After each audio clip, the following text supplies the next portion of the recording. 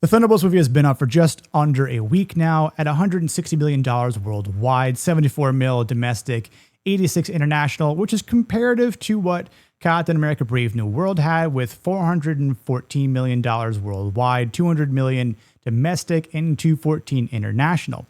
Now, the big question is, what will week two's drop-off numbers look like in 3 and 4 and so forth?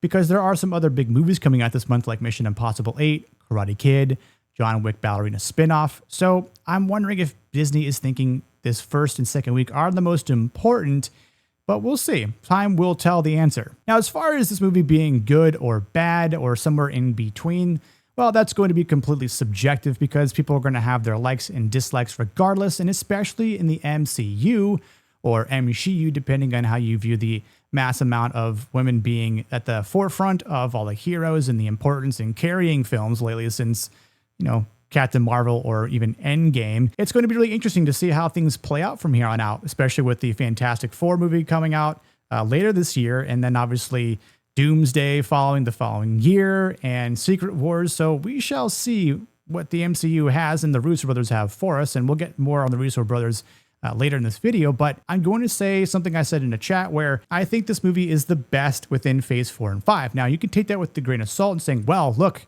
we didn't really get good movies within phases 4 and 5. And I'm not saying that you're wrong, because I do agree. We didn't get very many good movies at all. I think Guardians of the Galaxy 3 was probably the only other outlier out there that was actually a good film. And everything else was just a snooze fest, mid at best. Now, the thing about this film is, I think if this film was done somewhere in between phases 1 and 3, I think more people would have liked it. I think in terms of the characters that were used, obviously you had to have watched movies like Black Widow or TV shows like Hawkeye to understand the characters that are involved here, or Falcon and Winter Soldier. Now, the only character here that has come in movies before this is Bucky, aka the Winter Soldier, because obviously his debut in one of the best MCU films is Captain America Winter Soldier, followed by Captain America Civil War. Obviously, Bucky had a part to play in Infinity War. So yeah, there are some outliers out there that, shows Bucky like, hey, look, y'all know me. I'm going to try and help carry this movie. But he wasn't the main star of this film, because I do think that Yelena was the star of this movie, and she really didn't have a lot of limelight in the Black Widow movie because that was more so in lines with Natasha Romanoff as Black Widow. And the Hawkeye show kind of included her a little bit, but there again, why not give her a better movie like this and have her go through some mental issues, which is obviously one of the themes within this movie. Now, speaking of the Black Widow movie, one of the characters that was involved in that was Taskmaster, that a lot of people did not like because it destroyed the source material and took a great character that people actually enjoyed and just smothered it into the ground. Well, thankfully, this movie quickly got rid of that character. Sorry, that is a spoiler if you haven't seen it yet, although I'm sure people don't really care at this point. People in my theater clapped when that happened. So, look, people enjoyed that moment. And the interesting thing about this movie is that it does show more about what Yelena Belova has had to go through with her experiences through the Black Widow program in the Red Room.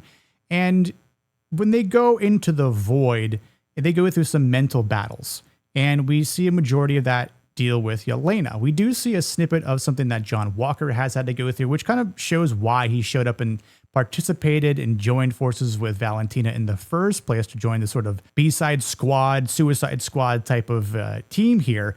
But we don't see anything from Ghost. We don't see anything from Red Guardian, and we don't see anything from Bucky. Well, we already know Bucky's past. We already know Ghost's past from the second Ant-Man movie. And, Red Guardian doesn't really show much. We kind of know a little bit from the Black Widow movie, but he just wants that fame and that power and to be recognized, because we do see him, being a bit of a couch potato and just looking at old videos of being praised by, the Soviet Union. And that's essentially what he wants. He wants that fame. He wants that power. And obviously, we kind of see that more in the post-credit scene. Now, Bob, oh, sweet Bob, Sentry Void, is an interesting character.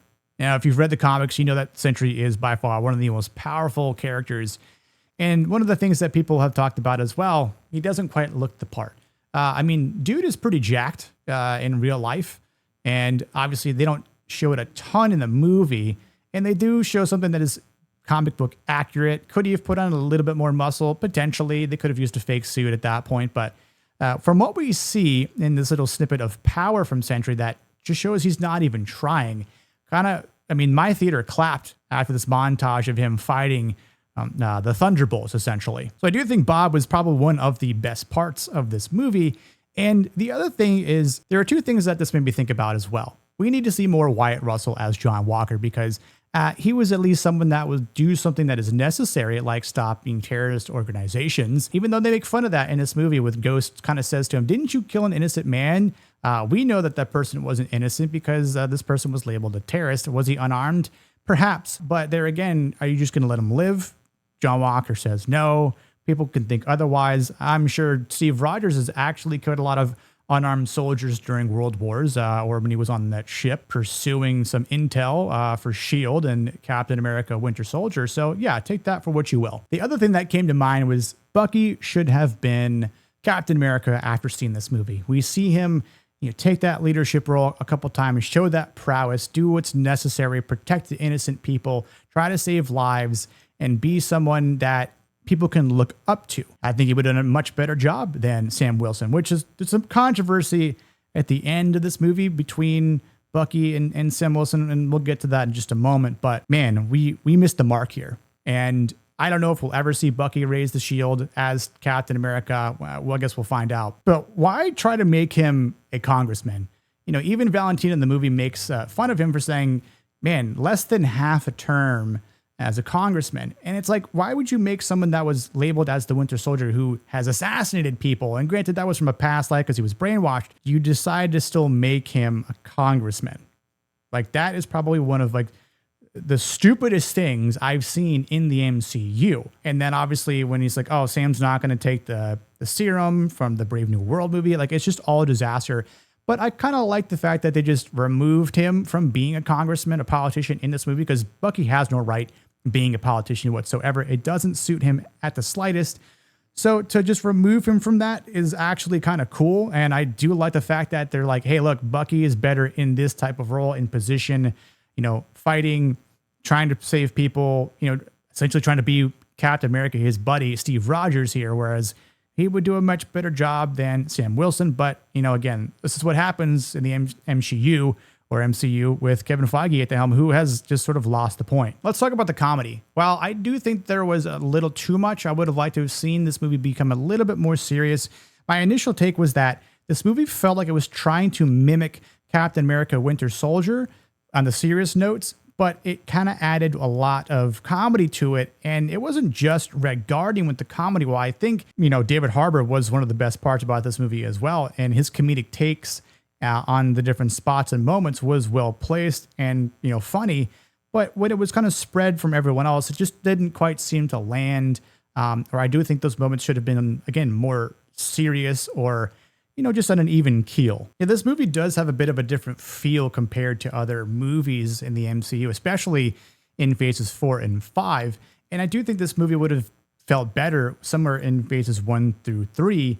And it's unfortunate that this movie has been released now, because we should have been receiving Avengerz Kang Dynasty at this very moment and talking about Kang. But obviously things has happened with Jonathan Majors and kind of completely derailed everything. And Kevin Feige had to, rearrange stuff. And it is unfortunate. And honestly, that's his own fault for potentially locking Jonathan Majors to Kang, the character, in his contract. Who knows if that's actually true or not.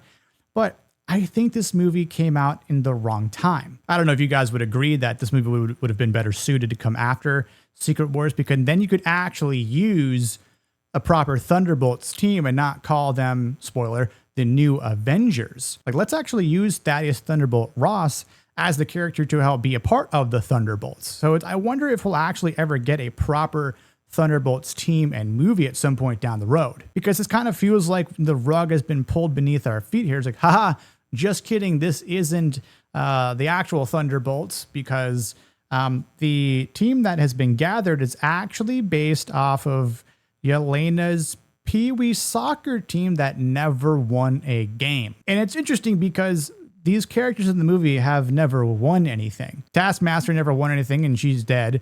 Yelena has never won anything because she was always overshadowed by her sister, and obviously never quite the Black Widow that Natasha was. Ghost, yeah, she never really was able to do anything, obviously, from, Ant-Man 2 and so forth. Red Guardian, he had some limelight during the Soviet era being like a super soldier for Russia, but at the same time, like, didn't really amount to too much because he was expendable, and obviously they were like, oh, you're old and done, fat, bye. Bucky, he was a bad guy. He was an assassin for Hydra. Like, he didn't really win anything until maybe he went through this rehab, in Wakanda and has had this new life, but he certainly doesn't have the shield as Captain America. He's a failed politician because of the, what the MCU has written him as, but he hasn't won anything. John Walker, well, he had a glimmer of being Captain America, but that was taken away rather quick. So again, he never won anything. He's going through a bit of a rough patch with his wife and child right now and at home. So, Bob has mental issues legitimately, and is disturbed and has a split personality with being Sentry and Void, who's a very, very powerful character. And it makes sense for them to be compared to a peewee soccer team that's never won anything called the Thunderbolts. They just sound like a bunch of losers. And they're actually called that in the movie by Valentina, if I'm not mistaken. So why should we care about them? Now, I will say this. I think for the sake of the themes, that's why we care. Not so much because they're characters that are, a B team, a Suicide Squad, the backups, if you will. But I think, this movie does have some themes that make sense for them. Again, with the mental hoops that they have to jump through, the companionship that they try to find, the family that they try to bring together. Like, that's what this movie, essentially is about. Because each one of them has had to go through some low parts, some tough parts, some dark parts within their life. And I think, where were you or I in parts of our lives that when we were, in like the valley or, dark times of depression or stress or anxiety or so forth, maybe someone died, maybe you're going through cancer or rough time financially, whatever it happened to be that put you in a dark spot.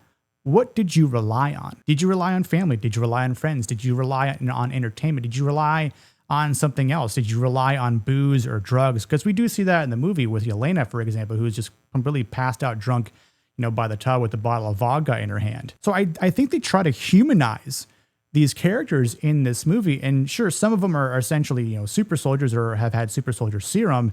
They try to say, these characters can be human just like you and I. And I kind of appreciate that just for the sake of trying to expand the characters and kind of give something real to people, And I don't think that's a bad thing because it's kind of like saying, well, in comic books, like look at Peter Parker who has to go through, hiding his identity and going through stuff where he can't really reveal, his true identity and has to hide and obviously has to go through some, tough times in the comic books. And there's plenty of other characters that have had to go through tough times in the comic books as well. So is it really too far-fetched to do the same thing in a movie? And look, if you don't like to see that or don't want to hear that, again, that is completely up to you. That is where the subjectivity comes in and you can take that as what you will. Now, the title change from Thunderbolts to the New Avengers, as I said, it kind of felt like a, pulling the rug from beneath our feet and going, hey, wait a second, this isn't the Thunderbolts we thought we were going to see here because there's no Thaddeus Ross.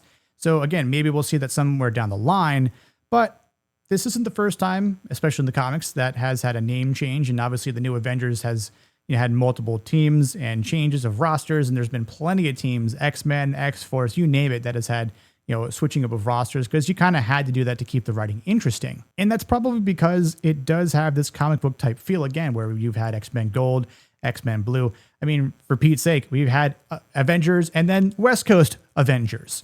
So is it that far off book? And the big credit scene is just adding to that humor that fits well with the character of Red Guardian and David Harbour.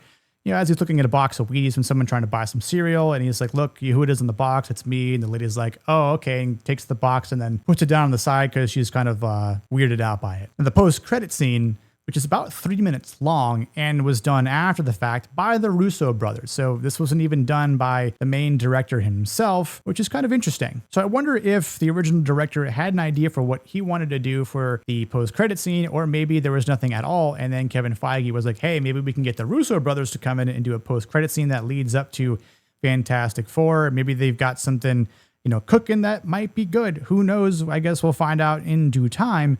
But the post-credit scene is interesting because of the naming convention as well. And Sam Wilson saying that he owns the copyright to the Avengerz. I think it was Tony Stark that had the copyright. So I don't know how that happened. And again, it's weird that Sam knows Bucky and they're supposed to be friends. And the fact that, again, here we are with the new Avengerz and Bucky's like, well, I don't know. What am I supposed to say to him? Like, he's not going to listen to me. And then same thing where he's trying to give the directions to what Yelena is doing. And she's like, yeah, no, I got it. I do think Bucky is the one that should be leading the team. And it kind of feels like Yelena is leading this new Avengerz team. The MCU, people don't want to see that. So it's going to be really interesting how this new Avengerz team plays in Avengers Doomsday. And the biggest reveal of the post-credit scene is essentially like, oh, this disturbance that's coming in from outer space.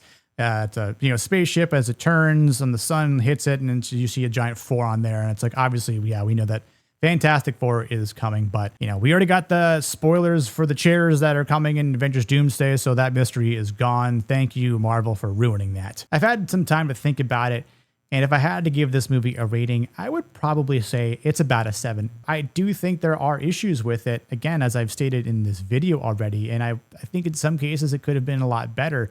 The Void was cool. The Void looked, kind of frightening in terms with the way they portrayed him being, completely blacked out and little beady white eyes.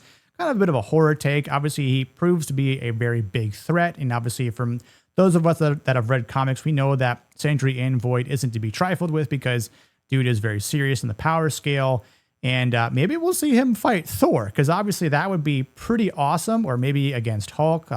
Hopefully, Hulk doesn't bitch out and get scared this time around like he did against Thanos. So we'll see. I just hope they don't nerf Sentry moving forward, because we need some powerful characters in the MCU. I think this movie is worth seeing. I don't know if I'd go and spend $20 on it now at this point. Maybe a nice matinee in the afternoon or during the week. I've seen people on both sides of not liking it versus liking it and, wanting to potentially watch it again.